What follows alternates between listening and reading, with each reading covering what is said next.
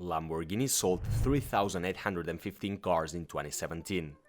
A year later, they unveiled the Urus, a $210,000 SUV that made sales jump to 8,205 in 2019, of which 4,962 were from the Urus, a real money machine. These numbers are the reason why we are seeing every supercar manufacturer launching their own sports utility vehicle. But it has reached a point that purists would have never wanted. What we are interested to find is if these utility vehicles will end up compromising the future of the manufacturer's supercars. And after every luxury manufacturer jumping on board of the SUV trend, are they really that profitable anymore? Let's find out.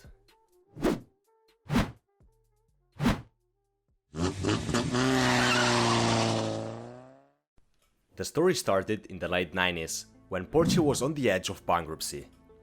They were struggling to repay the debt and were only selling 911 models. Due to this deep financial trouble, they needed to find a way to quickly gain more buyers and skyrocket sales again. The launch of the Porsche Boxster in 1996 brought hope to the Stuttgart brand, which kept them alive until they eventually found the key to profitability: the Cayenne, a 2,400 kilogram car that brought sports car sensations to harsh terrains. And so, a new car segment was born: the luxury sports utility vehicles. Although Porsche wasn't the first brand to introduce SUVs, it was the earliest to bring the sportiness and race feeling to the emerging sector. Believe it or not, initially purists were crossed that Porsche had decided to build an SUV, breaking its tradition of light, agile, and fast sports cars. The Cayenne was the opposite of what Porsche was known for. It was big, heavy, had 4 doors, and could seat 5 people. Still, the Cayenne broke all records, producing 1 million units until today, and Porsche's reputation didn't get affected at all. Even other projects benefited from it. The 911 sales increased following that momentum, and the profits the company had made were invested into the creation of the mighty Carrera GT and the 918.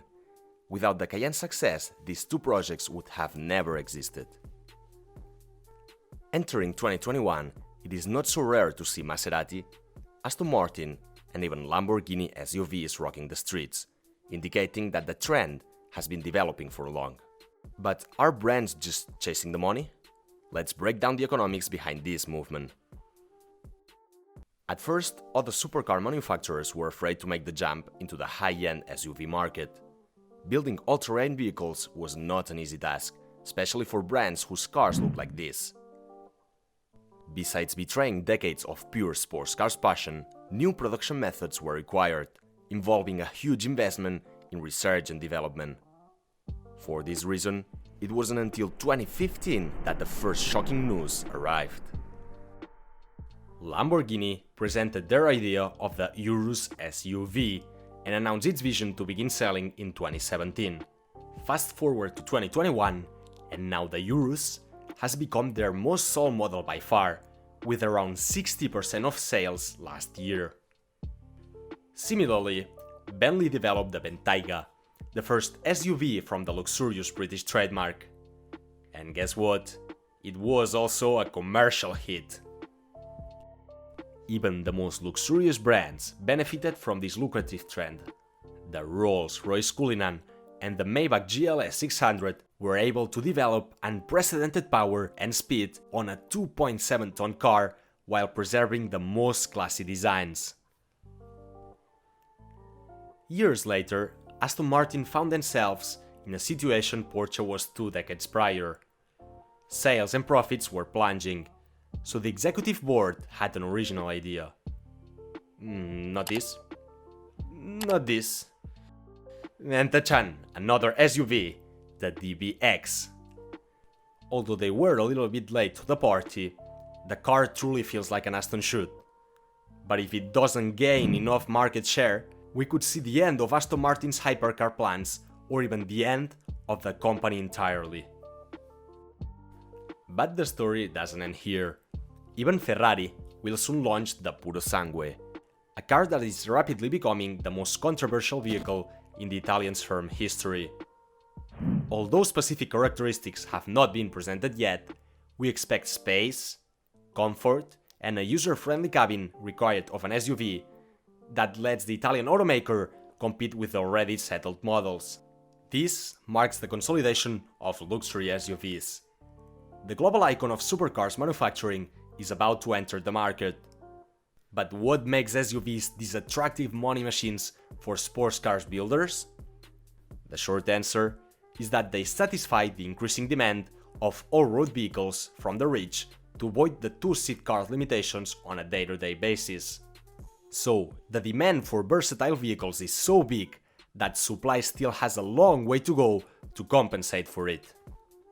Furthermore, selling the same car multiple times results in a much higher profit than devoting tons and tons of money to produce only 10 units of an exclusive narrow niche car. Unless you can sell it for millions. Bugatti. Should these iconic brands abandon their historic DNA of building track race cars alone for a quick buck? Should Lamborghinis look like this instead of this? From our point of view, it is perfectly fine as long as they do not lose their sporty spirit and performance. What car fans really admire is this set of attributes that make these brands unique and special: the utmost quality, the sound, and the astronomical specs they offer. The more money these companies make, the more room they have to improve their technology and supercars, benefiting the passionates. Nevertheless, exclusiveness also plays a huge role when it comes to luxury brands. That is why there are some brands resisting the temptation of building sports utility vehicles. It is not hard to realize that hypercar brands such as Bugatti and Koenigsegg won't enter that niche, at least by now, given their objectives of building ultra-exclusive automobiles which are set to break records. In the same way, McLaren has decided to avoid this sector, since the brand's financial situation has improved in recent years. Thanks to the success of cars like the 720S and the Senna, there is no need of restructuring the entire company's target audience. As the automotive CEO Mike Flewit said, the brand was born to build racing cars and they have the will to disappear doing so. For good or for worse, the best car brands in the world are finding their way to higher profitability and new production methods. As car fans, we can do nothing but admire these pieces of art, which, in turn, will make enough money for these companies to improve even more their sportier lines.